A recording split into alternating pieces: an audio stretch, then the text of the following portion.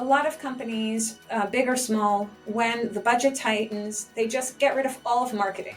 Unless you're absolutely desperate, it's a massive mistake. Number one, your competitors are still marketing. So you're actually losing. You're not just staying where you are, you're actually losing market share to them. And it's been shown that during economic hard times, the more the companies put into PR and marketing, the more, if they do it well, obviously, the more they are likely to ride it out. Hello, I'm Marcus Freed and welcome to the Freedthinker podcast. This is where we talk to business owners and thought leaders, look at cutting-edge marketing techniques, what's working in today's business climate, how to market on a shoestring, and essential skills to get heard above the noise of the competition. I run Freedthinking, which is a growth marketing agency based in London and Los Angeles. This podcast was originally going to be launched in October 2023, but on October the 7th, everything changed for the Jewish people when there were the horrific attacks in Israel. As a Jewish business owner, my life was thrown into complete chaos. So as a result, even though a lot of these episodes were filmed and recorded in the summer of 2023, we're only now broadcasting and sharing them here in 2024. Nonetheless, I hope you enjoy them. These cutting-edge marketing techniques can be applied to most businesses, and I'd love to hear your feedback. You can follow us on various different social channels. We're on YouTube, LinkedIn, Instagram, and Facebook. We're also going out on a bunch of different audio platforms. So wherever you're listening to this, please do take a moment to leave a review. I hope it's positive, and either way, do be in touch. I'm Marcus, and I hope you enjoy the Freedthinker. I'm delighted to welcome today's Freedthinker, Leron Kornreich. Leron Kornreich is the founder of Si14 Global Communications, a global PR agency specializing in high tech. The agency has launched about 100 different tech startups and expanded the brand recognition of numerous established companies. Before establishing Si14 Global Communications, Leron spent 10 years as a television news reporter and producer, covering breaking news in New York, New Jersey, and Connecticut. She's also written articles for prestigious publications, including Time Magazine, The Washington Post, The Star Ledger, and Fast Company. Many of the agency's clients are Israeli tech firms, so Leron has a very good sense of how the current situation is impacting Israeli tech, and as a former reporter, she has insights into the way the media is covering the war. Leron, thank you very much for doing this interview. I really appreciate it. Sure thing. How are you doing at the moment? Fine. It's, ever since October 7th, I think anybody who feels any sort of connection to Israel and also just is a caring person who, doesn't agree with innocent civilians being murdered in their homes, et cetera, and babies taken hostage, I think is troubled by what's going on in Israel. And I personally am troubled because I think it's actually a reflection of things that are going on around the world, and that right now the focus in the news is Israel, but actually the same dangers Israel is facing, democracies around the world are facing. I think there's a much bigger issue here that people need to zoom out and realize this is not just Israel's problem. Right. I'd love to get a bit more into that later on. This whole podcast was initially meant to launch in October 2023. We're now recording on New Year's Day, January 1st, 2024. And I was going to launch it, but it felt tone deaf at the time to share this when we were in such a personal, collective and communal trauma. We didn't know what was happening. And the anti-Semitism has just grown and grown and grown. And whilst this isn't a Jewish community podcast, I am Jewish, deeply involved in the community, and it's a very troubling time. I think it's interesting to still frame the conversation within the narrative of the marketing principles at play. If we say that marketing at its heart is storytelling, telling the story of a service, a company, or a product in a way that other people are going to hear it, then the question would be, well, how are you seeing the story being told through the media, the story of Israel on both sides? So I would say, as someone who spent 10 years as a reporter and as a graduate of Columbia Journalism School, so I have a very solid foundation on what is supposed to be journalistic. I would say that some of the media get an F for their coverage and some get an A. I think there is a lot of manipulation here. There is a lot of misinformation coming from Hamas.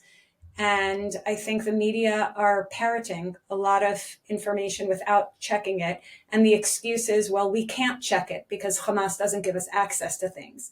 But I was taught as a reporter that you need to confirm with multiple sources before you go ahead and share information as news. And I was also taught as a reporter that if somebody lies to you or manipulates you, they should not be your source anymore. And we saw very early on in the war that Hamas outright lied from like day 2, denying, even though there was body cam footage, denying that they even were involved after the same people went on TV celebrating. And also different organizations within the Gaza Strip who are labeled as nonprofits are speaking to the media, but they're actually Hamas operatives. And I think that which ones, for example? Doctors Without Borders would be one. UNRWA would be another one. So as somebody who cares deeply about journalistic integrity, when I see something like early on in the war, a headline that says, according to doctors, 100% of those treated and killed within the past 24 hours in Gaza were children. 50 red flags went up in my mind because as a reporter, the minute, first of all, someone tells me 100% in such an area where there's, it's not like only children live there, I start to wonder. And when I read that report, I looked at the source. I saw that it was Doctors Without Borders. And I knew from my knowledge that Doctors Without Borders sounds like a great organization, and maybe outside of Gaza it is, I don't know, but it's known as being virulently anti-Semitic. And if you spend literally 5 minutes on their website, you can see, if you do a search, that every single article for years about Israel is always Israel is horrible and Hamas is fine. And so immediately a reporter should just question the source. But because it's a not-for-profit, doctors, well, I actually reached out to the editor to ask a few questions. And believe it or not, the editor replied, you know what, we looked at this again, and you're right. And they literally wrote to me, we were manipulated by this organization because this doctor actually later admitted that they had only treated, are you sitting down? 2 children. Wow. So the headline made it sound like every casualty was a child, and actually they treated 2 children, and who knows for what? Maybe they had COVID. I have no idea, because to me, the minute a source purposely and those were the words of the editor, we were purposely manipulated. To me, they shouldn't be a source anymore.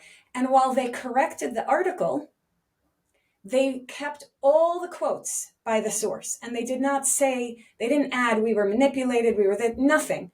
So to me, I see a lot of this. And when I was a young reporter working in Newark, New Jersey, I had a lesson on a not very critical story, and somebody on a silly little story lied to me. And a viewer, as a TV reporter, called in, and I learned that day that if on something silly that makes no difference, someone will lie to you, then certainly on something that's really big, people are, you need to question your sources. And so for people who are news readers, news consumers, as opposed to journalists, your job is to read a lot of sources if you really want to know the truth. I heard one of the hosts of The View saying, my source is Al Jazeera. Okay. Does she know that Al Jazeera is funded by Qatar and that Qatar funds Hamas? So understanding where you're getting your news, being just and not only reading one source of news. I like to read a lot of sources of news, even ones that really irritate me because I disagree with the this and the that, because these days, news sources are... it's important. You need to read a lot of news sources and be skeptical of a lot of things. There's a lot of misinformation out there. And by the way, I work in tech. And in tech, one of the big trends is generative AI. And generative AI could be great. And we can talk later about how it can help small businesses in their marketing, because there are great ways that that can help. But generative AI also means deep fake. And just this week, a reporter in, I think, the Philippines posted that somebody had created out of an image of her a completely fake news report that was going around social media. And she was trying to warn people this is fake. Like, it was, I don't remember if it was about a stock or whatever, but clearly someone was using her image. So this is going to get worse and worse. Think about it. We're coming up on Well, elections there's a in the good US. Yeah. there's a good I just saw a really good trailer of Greta Thunberg's oil company, where it's a whole deep fake where you see Greta Thunberg's like, this is my oil tanker, I fly around the world on this private jet. It's like, I mean, it's a brilliant spoof. In terms of what's happening, where you've got these successful anti-Semitic or anti-Israel, anti-Zionist narratives, why is that marketing so successful? I mean, it's been going on for a couple of thousand years now, 2,500 years, but why is the Doctors Without Borders fake narratives or the fake news or the AI generated stuff being so successful against Israel at the moment? I mean, I think that we have a lot of factors working at once. We have, first of all, social media, which, connects us and brings about some wonderful things, but it also is so easy to manipulate people. We don't have credible news sources are fighting against social media news sources. And so they don't give reporters the time to double and triple check things. There's an impatience, just put it out there and we'll fix it later. So even credible news sources where people really are trying to get it done. I started as a reporter at the beginning of the 24-hour news cycle. And it changed everything, because it used to be that you had till the next day at least to verify something, and now you had every hour to report something. So I think that's one thing. And I think the other thing is people like to hear what they already believe in. So if they believe in hate, they want to hear more about how evil the people they don't like are, or if whatever their narratives are, they just want to hear more of it. I think that there's what are people calling it, like post-truth? That's the world we live in. Yeah. On the one hand, it's very good, let's say, for someone who wants to get their message out, who doesn't have a strong organization, corporation behind them. For the small business owner, for the influencer who wants to start getting something out, it's great because suddenly people are accepting stuff. You can get things a lot further. But when it comes to truth and something that's so damaging, and I had a friend in England, non-Jewish friend, asking me, did the rapes really happen? Of course the rapes really happened, but suddenly people are questioning even what's happening within truth. Without giving away any secrets, and I know you're doing tremendous efforts at the moment in terms of marketing Israel and countering the narratives, are there any principles you can share in terms of what's being done or what can be done to get out the truth that's happening, to counter all the falsehood? Right. Well, for starters, like the easiest thing is to just try to answer people's questions. If you don't know the answer yourself, you can research it with credible sources. But I know a lot of people who actually don't know a lot about what's going on, and they don't know a lot about the history of the region. And they're asking questions because they actually want to know the answer, or at least different perspectives. And so being there and sharing that information, if you're knowledgeable, is really important. The other thing is just there are certain campaigns that are going on. Like there's a hashtag no matter what, which is basically to inform business people that Israeli businesses are continuing to operate despite all the hardships, and the economy needs to continue, operating. And Right. So Israeli businesses, a lot of high-tech companies in particular, but also other kinds of businesses, are trying to push out their message that they're in business no matter what, and that you can rely on them. So that would be one campaign that's happening right here, right now. And if you look up that hashtag, you can see different businesses and different campaigns that are going on that you can share with people. That's terrific. That's terrific. If we tighten this down to currently what's happening within the world of marketing, and I know you've been doing some other specific campaigns, the Buggies, which I'd love to hear some more about. What do you think is currently working? I think in terms of marketing in general, or specifically getting the message from Israel out. We'll begin with marketing in general, then we'll bring it down to the specific with Israel. So I think in general, for small business owners, one of the main takeaways in terms of good marketing is, first of all, understanding your target audience and understanding what tools you can use to get your message out. So if we take that to general, you're trying to, let's say go by the seasons, right? Like New Year's, Valentine's Day, et cetera, depending on what your business is trying, what your product is. If we take it to what's going on in the news right now and in Israel, it's very much connecting reporters with news sources so that they could get the information that they need and share it, and understanding what are the different questions that reporters are interested in. So it's sort of similar to, like, if you're a business owner and you only try to answer the questions that you're interested in, but not your audience, then you're missing a beat, right? You're going to create marketing campaigns that are relevant to you, but not to your audience. And it's the same thing when you're sharing information with the general public about anything, whether it's news or, your business or whatever. You need to really understand your audience and what's going on in the world around you, and then make sure that your message is in alignment with that, so that you're not completely tone deaf to what's going on around you, or you're not answering things that are only interesting to you but not to anybody else. Right. And I think a lot of people miss that. They just want to talk about their product, or they don't have the confidence, or they don't have the knowledge about it. This absolutely applies within Israel, which is why I try to recommend people get as educated as possible, keep reading, keep learning, making sure you know your history and you have rock solid answers to things. Within the business realm, what do you think are some common misconceptions about marketing? And I know that your expertise is within the subset specifically with PR, but what are you currently seeing that people miss, things that would be helpful for them to know? I think one of the biggest misperceptions is people think that even though PR is like a subset of marketing, people think that PR and marketing are the same thing.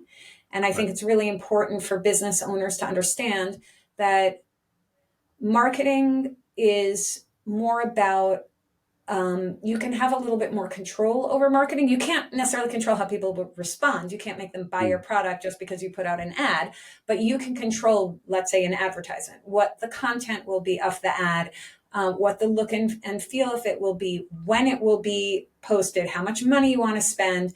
PR is different, at least traditional PR is interesting the media. If you're a small business owner, it would probably be the local press in your story. So first of all, they don't owe you anything. They don't have to write about you at all. But it's understanding that, let's say, just to take a really simple example, let's say you sell, heart-shaped candies, and it's going to be Valentine's Day, understanding that, that's the most obvious, the tie-in, right? But on a more complex level, it's understanding the different reporters in your town or in your city. What do they cover? How can you tell a story that fits within what they cover and what their interests are? And what is going to be interesting to their readers or viewers? And so it's a little bit different. And the misperception that I see most often is that just because you have a story to tell and you want to tell it, just talk about your product, that anyone is going to be interested. I think that's one of the most common misconceptions is, of course, people are going to want to hear about it. And actually, I would suggest that you start from the point of people are not going to be interested, and therefore challenge yourself. How can I make this as interesting as possible so people will want to hear about my product or my store or whatever it is, and learn more? This is also very good advice generally for people at dinner parties, rather than just assume everyone's going to be interested. Yes, indeed. Stay interesting. Keep it interesting. But yeah. So, what do you think are the biggest challenges currently facing businesses when it comes to marketing and growth? And I think there are different situations. America's got one issue. Israel has a whole different issue right now with terrorism and everything else. So maybe if we start within Israel. Sure. Well, in Israel, the biggest challenges are, first of all, the country's at war, and the reserves were all called up. And that means that a huge portion of the working population is defending the country. And so it's just like at the most basic level, it's like a manpower issue. And so people are just doing what they can. If, let's say, 20% of your company is not able to work right now, then the 80% that can are doing, like, filling in and doing more work. I think the other issue is just that, and again, my world is the high tech world, is that the global economy right now in tech is weakened, and so there isn't as much funding, and so people have to take the money that they have and make sure that it lasts for a lot longer than they had anticipated. Right. This is a very specific thing. And what can an Israeli company do? Obviously, there are different sectors, but what can they do to pivot the marketing, change the marketing when suddenly there are less consumers on the ground, whether it's Right. I think hotels, for everybody, not just Israeli, American, British, it doesn't matter, small business, big business. I think when the economy is the way that it is and money is tighter, I think that you need to separate the things that are absolute essentials from the cherry on top, right? So, for instance, a lot of companies, big or small, when the budget tightens, they just get rid of all of marketing. Unless you're absolutely desperate, it's a massive mistake. Number one, your competitors are still marketing. So you're actually losing. You're not just staying where you are, you're actually losing market share to them. And it's been shown that during economic hard times, the more the companies put into PR and marketing, the more, if they do it well, obviously, the more they are likely to ride it out. Now, that means, though, that if you have a limited budget, that you shouldn't get rid of marketing, but you should get rid of the fluff. So what do I call fluff? It's like the extra stuff that's really great to have when you have enough budget, like, how about we change the colors of the logo? Or how about we change the logo period? Or my website is pretty good, actually. I want it to be with more bells and whistles. Do I really need to spend the money on that right now? If your website is horrible, then of course, spend the money on it. But it's not just about making it look pretty. It's also just making it easy to use and easy to navigate. So, like, just thinking about what are the absolute essentials for me to tell my story, to get it out in front of the right people. Is it, do I really need these extra bells and whistles? And every business has different, but I would not get rid of everything, because then you are going to lose market share. And I think part of the wisdom is knowing which the bells and whistles are. It's not, and always it could close. be different for different businesses. Yeah. Like someone who's got an e-commerce site really has to have a very sharp website that's up and running and functional. And someone who's got a local brick and mortar shop or a basic service, it's just got to be good, or at least workable. But also these days, there's so many ways to have a really polished look. Right. You could go to Wix or something like that and get a really nice looking website. And then in the future, when you have money to, pay for X and Y and Z, you can do that as well. But it's sort of just figuring out what is going to be the most impactful for you at this moment in time. Absolutely. And on this particular question, how can someone stay ahead when it comes to a continually evolving digital landscape? So digital marketing tools, new things are coming along the whole time. January last year, I don't know who'd heard of ChatGPT, but by December last year, who hadn't heard of ChatGPT? Things are going fast. And as we talked a little bit earlier, these AI generated commercials are just going to get better and better. We don't even know where the truth is going to be. So, but what can someone who's on a relatively limited budget for a smaller business, something with under $5 million turnover, How can they stay ahead with this just Right. shifting, evolving landscape? So I think, first of all, if you have someone in your business who's clever with marketing and has a knack for design, they can use a lot of tools that are very affordable, like even, let's say, Canva. They've added a Mm, lot of not just generative AI, but just design templates and whatnot. You can create on your own. I mean, I'm a believer in the human touch. So there are definitely um, ways to auto generate things, but I think humans then need to step in and make sure that it makes sense and looks good and yeah. whatever. But whether you use something like Canva, or there are a lot of different tools. I think even Wix now, if people, because I know I mentioned them because a lot of small businesses have their website through Wix. I think they've added a lot of things as well. There's also, for instance, a company named Waymark, which for small businesses, if they want to advertise on television, which a lot of small businesses do, and creating the ads can be very expensive and it has to be Mm, a very professional, slick looking ad.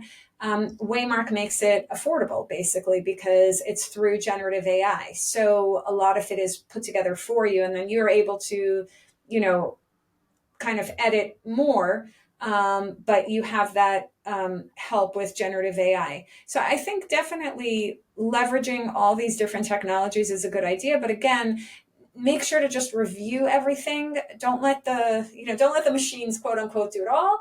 Then right. have like a human before, in the middle, and after. Make sure that it makes sense for your business. It's great. Thank you. And through the other web platforms, things like Squarespace and GoDaddy, they're just getting better and better. And Canva in the last year alone, last 6 months, is just, again, the fact that you can generate AI video with avatars, putting stuff out like at such a cheap rate. I mean, it's still in its early form, but it's moving very, very quickly. Can you tell me a little bit about the two campaigns you've been running for Baby Buggies and Israel Tech Guard? I think there's very Sure. interesting points in there. Sure. So, one of the most important things that we're trying to make sure, those of us who deeply care about Israel, and making sure that, first of all, the hostages are not forgotten. Mm, There are still babies and women and elderly and men. They're also probably not enjoying being hostage either. We talk about the women and the babies, but I don't think right. men should be hostage either. Um, so keeping them top of mind is one of the really important things, because every day that goes by is one more day that they are suffering. And so there are a couple of different campaigns. With the hostages, a lot of it is getting their stories out through their families, through their friends. Then there are specific things like the baby buggies. Was a campaign where in Parliament Square in London Yeah. a few weeks ago, this group set up empty strollers to symbolize all the children that were hostage. And then we were able to just let media know that this was going to be happening and that they'd be able to interview people on the spot. And I think just the fact that babies are hostage is so heartbreaking and horrible. And so just making sure that people understand that, and also the visual, like initially there were 240 hostages, and the visual of just seeing like chairs lined up or baby buggies lined up, I Mm, think it's mm. hard to understand. It's a lot of people. Um, Separate from that, Israel Tech Guard is a group that got together to create very quickly, like to iterate on technologies very quickly that will help in defense, and also in things like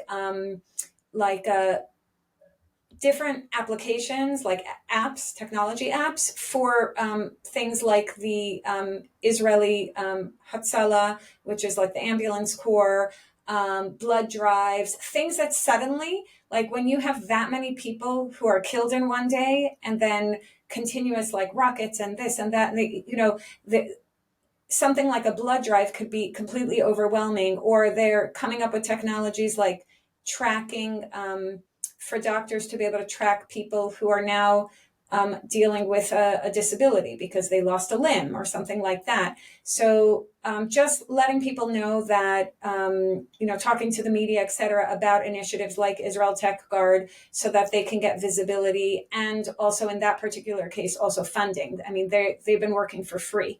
And so, having funds means that people can then full-time focus on those initiatives. Right. And I think this is a brilliant point. One thing which really stands out, firstly, it was very moving seeing that in London they had this, because as an English Jew, it's interesting, just this kind of clash of identities where Britain appears to be this hotbed of anti-Semitism in the news, in American news, but actually it's not so bad on the ground, but there are problems. So it was very good actually seeing that. This whole idea of taking an abstract concept or something which isn't, you can't necessarily visualize, of 150 people, 200 hostages, babies, children, and then suddenly visually representing it, completely changing the way it's being presented through the buggies, or the dinner table initiative. I'm not sure of the name of that one, where you had these Shabbat tables with empty chairs. There was even a little corner in Los Angeles where they had a few. But the fact that that was done in Dizengoff Square in Tel Aviv in such a grand way, it's very powerful, this.